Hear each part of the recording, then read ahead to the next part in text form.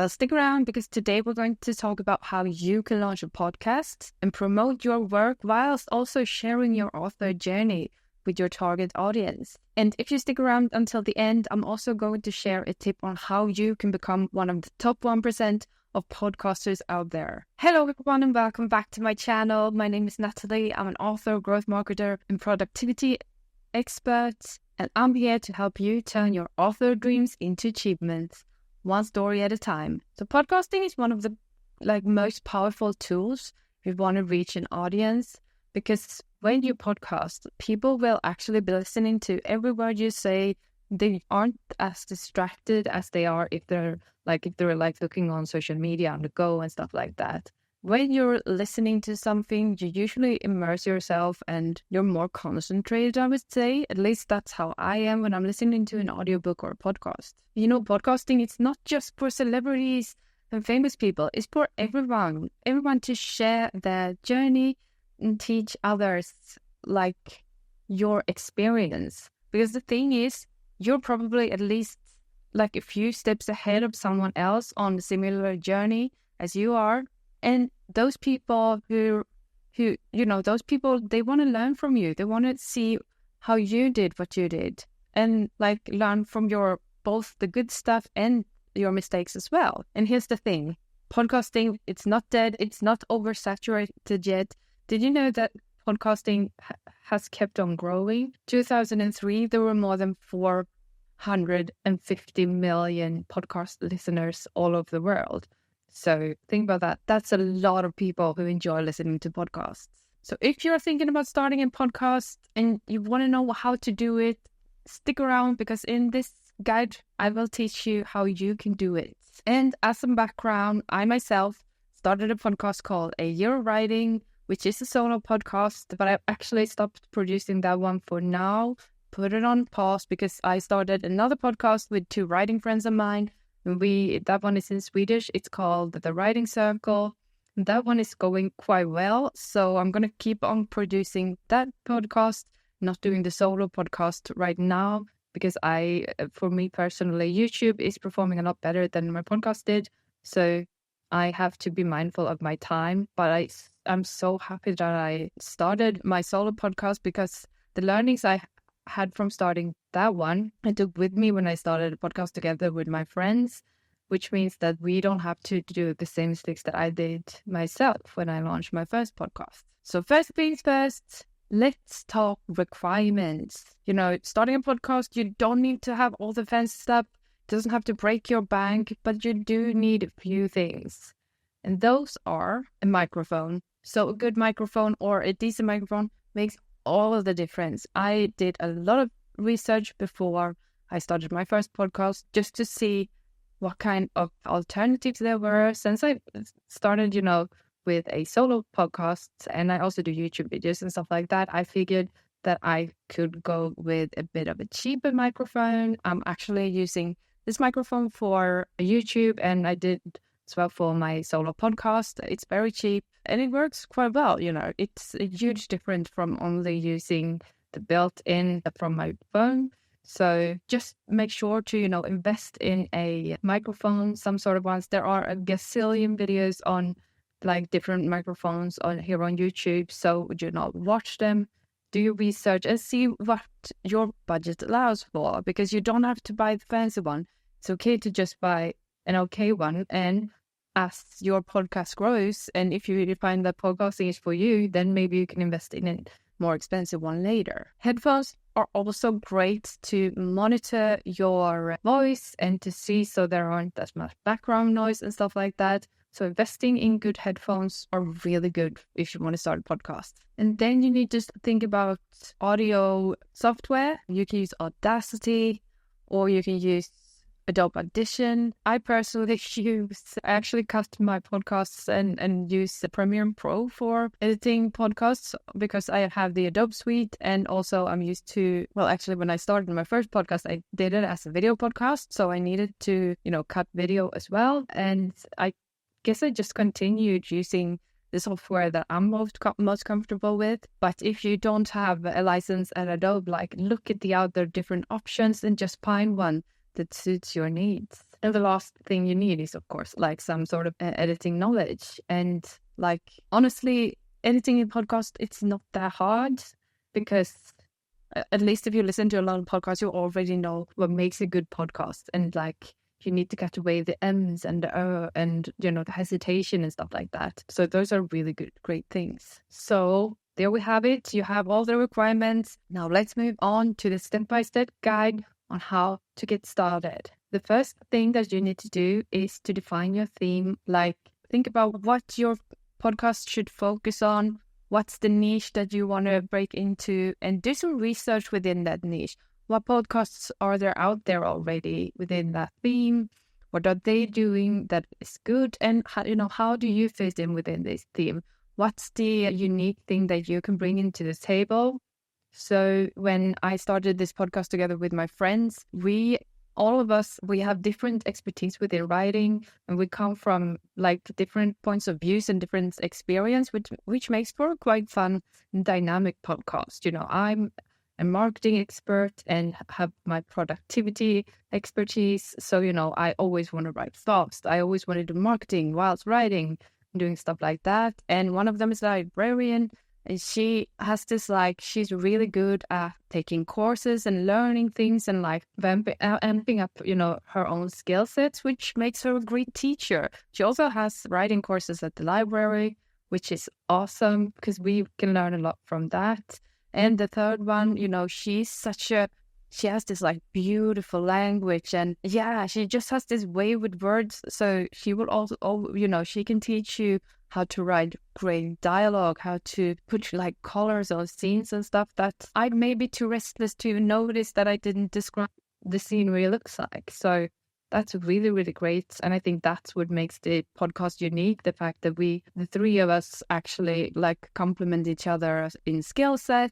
And we also, we don't agree all the time, which in itself can be quite fun because, contrast and a tiny bit of conflict makes for a better story, doesn't it? So, some topics that you could be discussing on your podcast are writing tips. You could do book reviews, or why not, interview other authors or writers. Define your niche and set up some goals that are achievable. Next up, I want you to actually sit down and brainstorm the first 5 episodes of your podcast. This is really, really important because when you start your podcast, the thing that you want to do usually is to actually record more than just one episode. You probably want to record, I would say, 3-4 episodes. And launch, like when you launch the podcast, actually release all of them at the same time. And then you start your schedule. So maybe you want to publish a podcast every week or every second week or every month. But by starting with launching more than just one episode, you give listeners the opportunity to actually get more invested and to actually start following you for real. Because at least like for me, and I know for a lot of other podcast listeners, we don't just want to listen to the one episode. We want to binge usually. If it's a good podcast with a good theme, we want to binge listen to multiple episodes at the same time. So that is what you should give your audience to. Have a few episodes ready, and that's why you need to plan your episodes in advance to have some sort of idea. So sit down, do like a brain dump or mind map or whatever you do, come up with some topics, come up with some ideas. And once you've come up with some ideas, I definitely recommend that you do some sort of preparations per episode. So either it doesn't matter, even if you're doing like an interview style podcast or one that you talk to a friend or whatever, you still need to have some sort of preparation, because if you don't have like questions prepped or some sort of storyline to follow along, the podcast episode probably won't be that that good. And also if you do a solo podcast, you need to know what to say, when to say it, and make sure that you have some sort of hook in the beginning and stuff like that, because otherwise people will stop listening. People's time is very precious and you need to respect that. That is why you should prep before moving on to the next step, because the next step is, of course, to sit down and record your episodes. So big recommendation from me is to do bulk creation. So record more than one episode at a time. So do like 3 or 4 episodes like back to back. That is usually how I do it. I record them, a lot of episodes at once. I do the same with YouTube videos, and then I sit down and edit them later. So it's, I don't need to edit all of them at once. Sometimes I do, sometimes I don't. But that's what you should do. You should record as many as possible at the same time. Then sit down, edit, make it the best you can. And the recommendation here, if you feel like the sound isn't good enough, then there is actually, Adobe has this AI. I think it's podcast.adobe.something.com. I'll leave the link in the description box. But they actually have some software that you can put in your audio to, and it will enhance the quality of the sound. I love using this tool because it really, really just makes the sound even better. So I recommend using that if you have the opportunity. And once you've done all of this, time to schedule. There are a lot of different tools that you can use to publish your podcast through. I use Spotify's podcasting software to schedule all my podcasts through. I think it's very easy, very accessible, and and it also has the alternative for video podcasts, which I love. So when you do this, when you schedule, think about the fact that podcast episodes are actually searchable.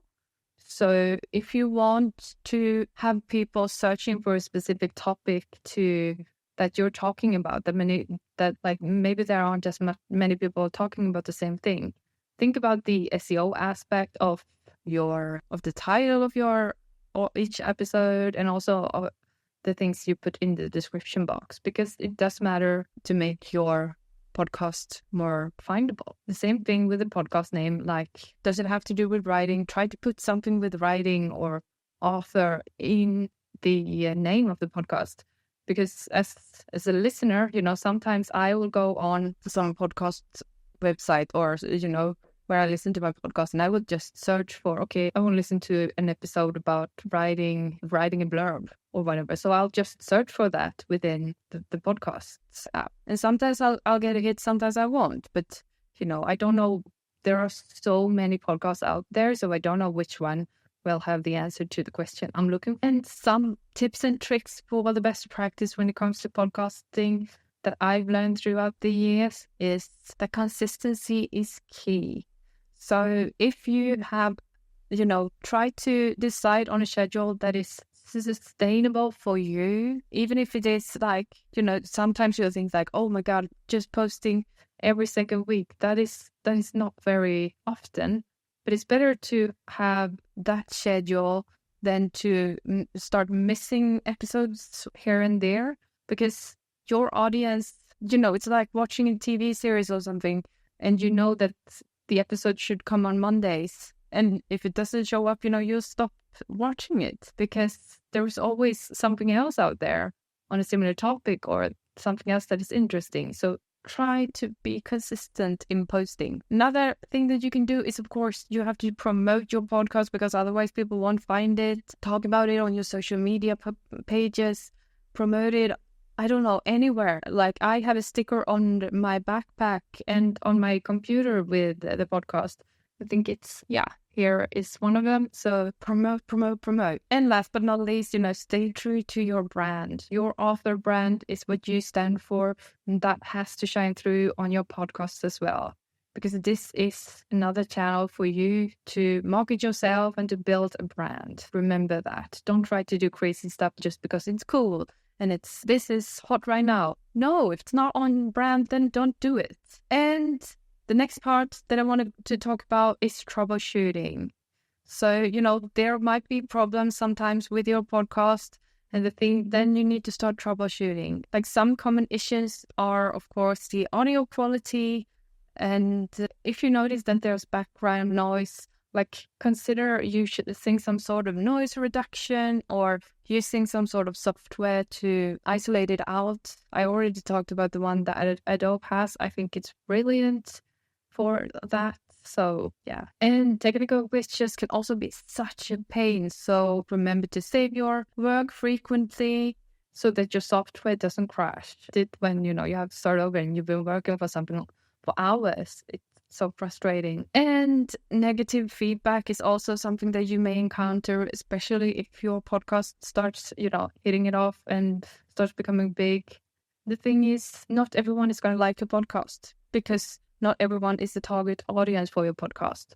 And that's okay. I know it can be hard to, when people don't like the things that you do, but, focus on the positive feedback and remember why you started your podcast in the first place. And now for the secret that you've been waiting for, how to make it to the top 1% of this in the world. Well, the secret is you have to make and publish 21 episodes, and you'll be in the top 1% of all podcast creators out there. Because the truth is, most people won't even make 10 episodes. Most people that start a podcast. So staying consistent and keeping on going is like the one key thing when it comes to podcasting. Because most people, they'll start a podcast and they'll get tired of it and they'll quit it before hitting 21 episodes. So if you make it past that, you will be one of those who's actually created evergreen content. You're in top 1%. So just keep on going. Remember that the podcast will live for such a long time. Like, I remember finding a podcast and they had stopped producing it and stuff like that. But I found one when I started writing, and I started to, I hadn't found my writing community yet. And then I actually started to listening to different podcasts. And I found, an entire community there. I found an author and a lot of things that came into place, and I started reading her books only because of a podcast that she doesn't even produce anymore. So, and in conclusion, these are the stepping stones that you need to start your podcast. So, get out there, plan your podcast now, and just do it. Please do. And if you actually do decide to start a podcast, I really hope you do. Please let me know. Leave me a comment. Let me know what your podcast is about or what it's called, and I will go in and listen to it. It would be so much fun. So that's it for today. Thank you so much for watching. Give the video a thumbs up if you liked it, and hit that subscribe button for more content like this. Thank you.